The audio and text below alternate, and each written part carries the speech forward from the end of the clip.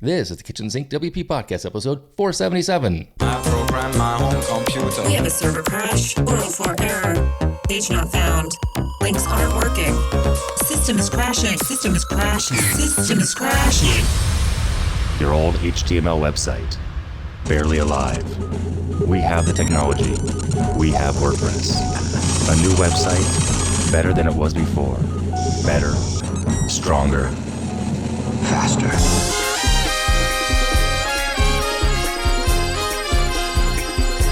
We have the technology.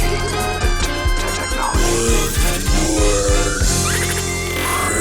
Hello, everybody. This is Adam Cleverly, host of the Kitchen Sink WP Podcast. Thanks for being here. Let's get started. All right, upcoming events. I'm excited. We have two WordCamps next weekend. WordCamp Paris, April 21st, one-day camp, and also WordCamp Sofia, Bulgaria, April 22nd and 23rd. So if you're in those general areas, you should definitely go and have a great time and say hi to people for me. All right, moving on. Segment one in the news. Two things here. First and foremost, Yoast SEO, which we use at my agency all the time for clients.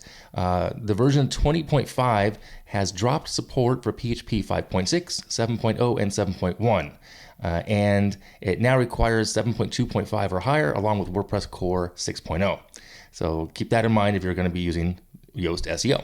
Also in the news, this November, we anticipate WordPress 6.4 to come out. And what's cool about this is that this is going to be the second time that it will be an all women and non-binary release squad. Josepha Hayden Champosi is coordinating that. The first time it happened was in 2020 with WordPress 5.6, codenamed Simone. So check that out as well. Pretty cool. All right. That is it for the news. Yeah, that's it for the news. Moving on to the meat potatoes of this week's episode, segment 2. This week, I interview Emily Hunkler. Emily's awesome. You'll hear what she does and who she is, but she's awesome. And we had a good talk, and take a listen, and I'll come back with the tip and tool of the week after that. Today, I am joined by Emily Hunkler. Emily is a growth-minded leader that deeply understands the importance of having the right players on the team and a strong community to keep motivation high. She is the COO at GoWP and Quickly Hire, can be found frequently on Zoom calls, including this one, and yet still makes time to do outdoorsy things. Welcome to the Kitchen Sink WP Podcast, Emily. Thank you, Adam. I'm so happy to be here. It's awesome to have you. So as I always start my interviews on this podcast with how I might know the guest, in this case, we probably know each other, I believe, through Brad Morrison, who is the founder of GoWP. But I don't recall the first time we met in person, but we see each other a lot online, in Zooms, especially during the lockdown back in 2020. Do you recall any difference? I recall the first time we met in person. Where was it? It was at WordCamp US in Nashville. So that would have been 2018, I think, 2018. Okay. Yeah. Was that so where? Like, what? Do you remember doing what or where it was? Yeah. So GoWP had a sponsor table, and we were set up there, and it was Brad and Lucas and Daniel and me. We were all there, and you came up, I think, to say hi to Brad. Yeah. And I was like, that's the guy from Kitchen Sink. That's how funny. Because that was my first kind of it was for sure my first WordPress event, but the job with GoWP, I just started. So that was in November, I think. And I had just started with GoWP in September. So I was new to WordPress, new to everything. And in those first couple months, I had just been trying to immerse myself and get to know the people and the players. And you were one of those folks that I knew about and was excited to meet. That does jog my memory now. Okay, I do recall that now. Interesting. Yeah, because it's tough. I mean, I used to go to 10 to 12 camps a year, meet a lot of people. But I mean, I just remember knowing you, like all of a sudden, I met you. I know it's been in person, but poof, you were just everywhere, Yeah. As well, kind of one of the things. So, okay, so for those who don't know you, tell us how you got here, like in the WordPress space. How did you get to where you're at? Yeah. So I came from the tech, always in marketing, but kind of the tech space. I had been working and living in Barcelona, working with various startups there. There's a pretty nice startup environment there, tech startups. You got Typeform, TravelPerk, lots of eDreams, lots of big ones. So I worked with several of those doing marketing and content creation. And then we moved back to the States with my partner who's Spanish, but we did the whole green card thing and came back here with his company to Atlanta. And that's where I found GoWP. So met Brad. They were hiring. Like, how did you find them? Just like online? It was a LinkedIn job search. Yeah. How funny. And what was that job, the original job? It was marketing coordinator for GoWP. That's right. Okay. Yeah. Yeah. And it's the rest is history, as they say. We've come so far. That's crazy. Yeah. I mean, I remember thinking to myself, like, because especially when COVID hit, Brad was doing, originally GoWP were doing like the Friday get-togethers and have a cocktail, just kind of chit chat, and then it became a consistent thing for the community, right? And then I saw like you had a different title altogether. I'm like, oh, that happened. That's cool, So yeah, when we really leaned into that community growth side of things. I mean, it was definitely a journey. It started when I started with GoWP. We were doing we were serving direct businesses and agencies. I mean, on the website, it was, are you a business? Or are you an agency? Right. You so choose your own adventure. Let me cut you off there for a second. So let's kind of go back for a second. You're currently the COO. First, perhaps tell what is GoWP? So yeah, GoWP. For those who may not know. We like our motto is to create happiness for digital agency owners. Right. So we have white label services that agency owners can use us to deliver services to their clients, such as website maintenance, content edits. And that's what people have known us for the longest. But over the past couple of years, we have expanded that into growing your team with us. So we have a network of developers and designers and copywriters and VAs that when you need a developer, when you've got projects in the pipeline and you're going to need help, you can come to us. We find out what your tech stack is, what you're working with, what you're looking for, and we'll match you with someone in our network to join your team on a month-to-month basis. Right. Okay. So you went from the first role into the COO. So based on that, what's your day-to-day look like now as a COO? Oh, it's so busy. There's so many things. A lot of it, I still am doing a lot of marketing, which is what I enjoy. And I enjoy the other things too, but so apart from marketing and the community aspect of it, so making sure we're keeping the community engaged. And when I'm talking about community, it's kind of two-pronged at this point. We have our agency owner community that's in the Facebook group and all of the things we do around that. And then we also now are leaning into the community side of our network of freelancers. And that's something that someone else on our team is really heading that effort, which is Mariah, who's fantastic. But yeah, apart from that, it's we're with Quickly Hire, which is the network of freelancers. Right. We're taking that and building a brand around it, so we can help more than just digital agencies with those services and expand that into different positions as well, hopefully, and that sort of thing. So with Quickly Hire, we're building our own platform as well. So we have an app development team now. So it's meeting with them, making sure everything's working smoothly there. Meeting with the sales team, so overseeing sales, making sure everything's going smooth there, and coming up with new strategies, new outreach, that sort of stuff. And then meeting with the white label services and tech department at GoWP to make sure that's all running smooth, and that always is. That takes up probably the least of my time because it's just clockwork now at this point. Right. I have a question on the Quickly Hire. And by the way, this is not at all like a sponsored podcast episode at all. I'm just fascinated by the growth and the scale of what Brad and you all have done in the short amount of time that I've known, But Quickly Hire, I'm curious. So that launched not quite a year ago, right?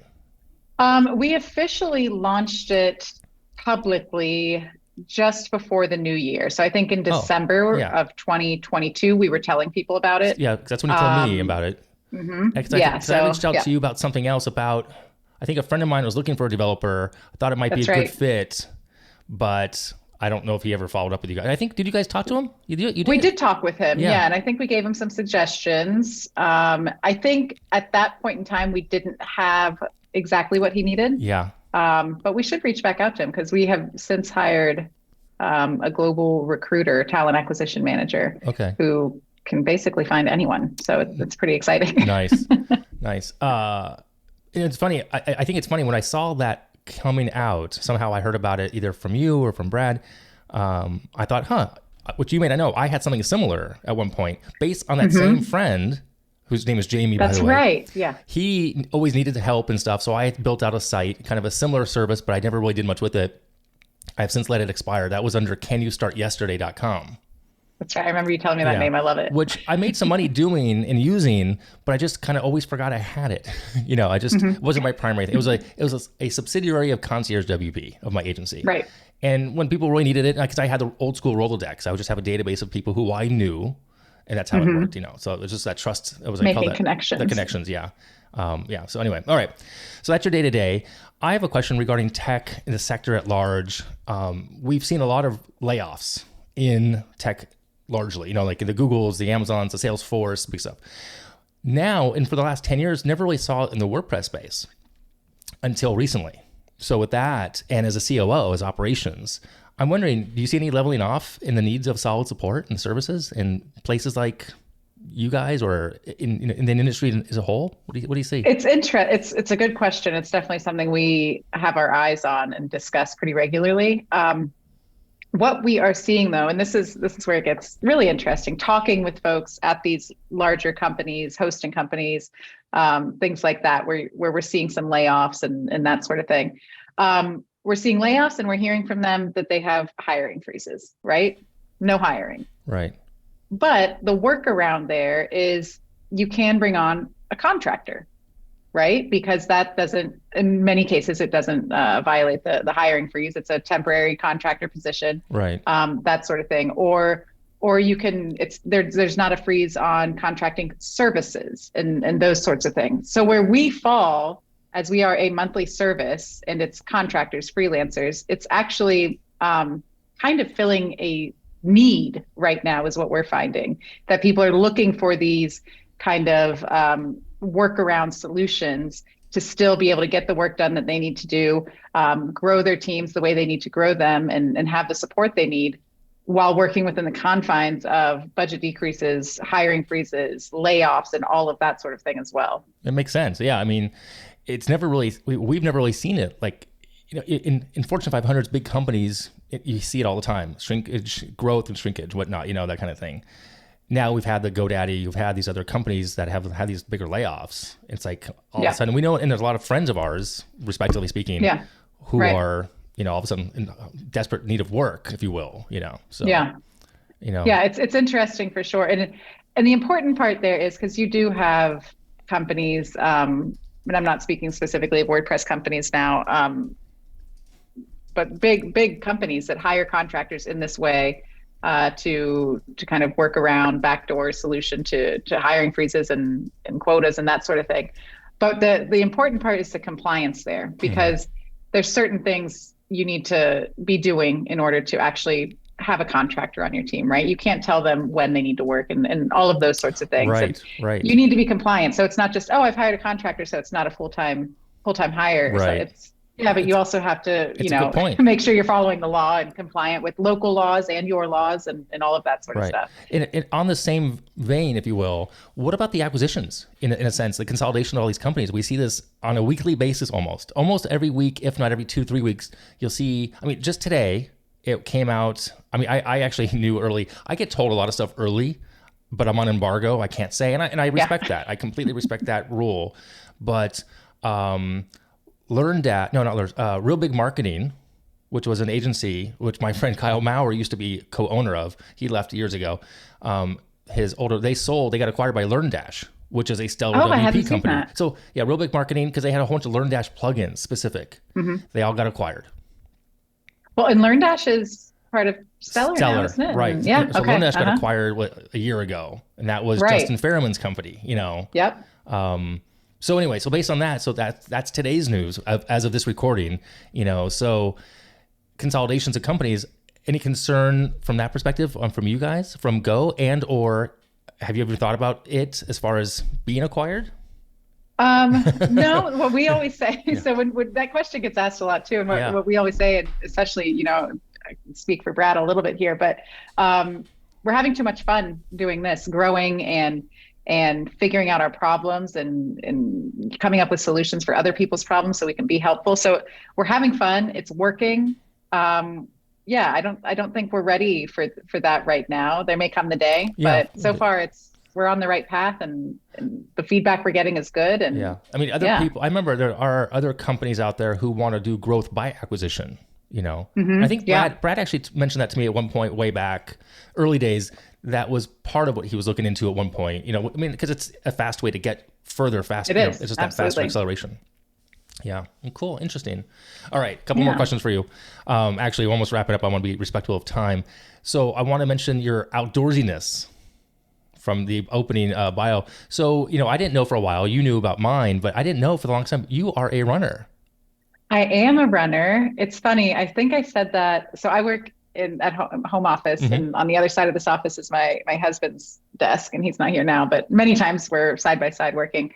And I was on some call, I think it was making a doctor's appointment or something. And I was for ankle pain. And I said, well, I'm a runner, so I think it comes from that. And Mark started laughing. Now he's going to get mad that I'm throwing him under the bus. But I also felt weird. I maybe it's imposter syndrome. I rarely call myself a runner. I run a lot. I'm with you. I mean, there's something about calling yourself a runner that I don't feel like I qualify. I'm one of the last people to say. People ask me if I run, or people have been asking my wife lately when she travels as a flight attendant. And they hear about her on my Instagram, and people say, does he run marathons? And she's like, no, not really.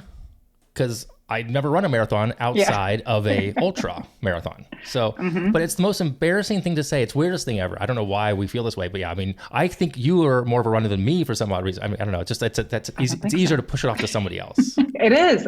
It's true. But I love running. Ever since moving here to Athens, Ohio, I've joined, we have a Trail Sisters community here.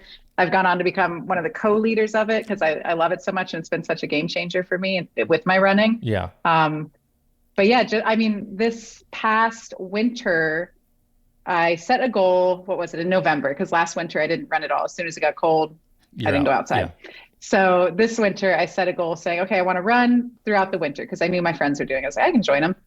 And I signed up for a night trail marathon. I had never ran a marathon at that point. Longest I'd done a half marathon. And I always do trail races if I'm signing up for a race like you, I think. Yeah.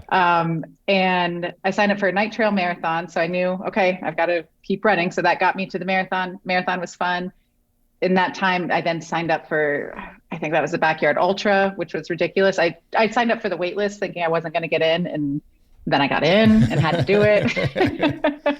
So I was like, yeah, I just want to run 3 days a week throughout the winter. Quickly snowballed into becoming an ultra marathon runner. Right. So yeah, that's what happens. Watch out if you're thinking of getting into this. Yeah. What's your longest distance to date? It was the Backyard Ultra, which was 41.6 miles. Nice. Over 10 hours. Yeah. So it's a slow 41.6. Yeah, I mean, that's the thing also. I'm not going to be, I always have 3 goals when I do my runs. I tell people I want to finish. I have a personal time goal, which is usually, faster than the cutoff time. And, right, yeah. And if I can podium my age group, fantastic, So, cool. All right. Yeah, it's fun though.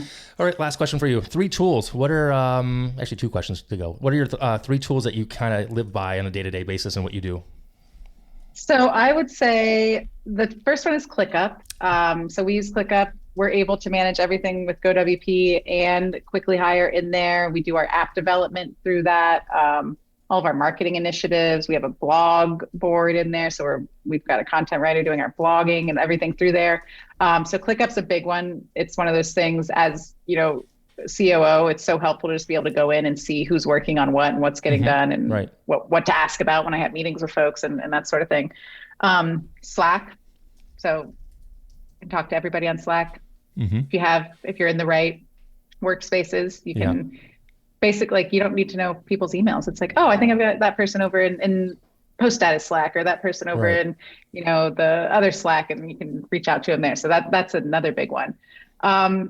And then I guess Active Campaign would be third. I don't use it as much as I used to now that I'm not pure marketing, but I just, I really like Active Campaign. It can be glitchy at times, which is frustrating. So can ClickUp, but it's just so powerful and there's so much you can do with it. Have you guys always used Active Campaign, or do you guys come from something else?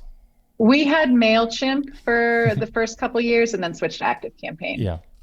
A lot of people have bounced off of MailChimp. I went from MailChimp for most of my client referral stuff, or just the easy things, to MailerLite or ConvertKit. I just have that for my coaching now. And then also I've been on Aweber forever for the podcast for this because its RSS thing works for what I needed to do consistently, and nobody else can. Yeah. So yeah.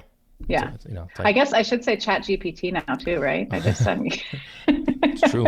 Using that for a lot as well. I have as well. I'll tell you about that offline, what I'm using it for. So, well, I appreciate the time. I really do. Where can people reach out to find you and more about what you do and stuff if they want to see you on the ethers?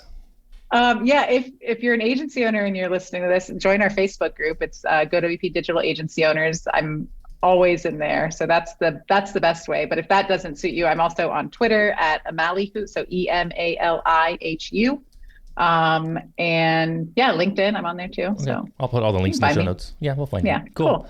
Well, thank you so much. It's awesome to get to know you a little bit better. And are you going to WordCamp US this year, or any WordCamps in general? I'm sure we'll probably say that we're not going to any and then end up at them. Okay. But it's usually how it goes. Like, oh no, the budget's too tight, and it's like, oh, but we have to. So yeah, hopefully it's at DC this year, DC, right? Yeah. That's a cool I'm one. planning on going, but it's also the same weekend as my wife's birthday and our anniversary. When is it this year? I don't remember. August 26th, I believe. Oh, it's early. Okay, Yeah, cool. if I'm not mistaken. Nice. Yeah. So it's that same weekend of her birthday plus our anniversary.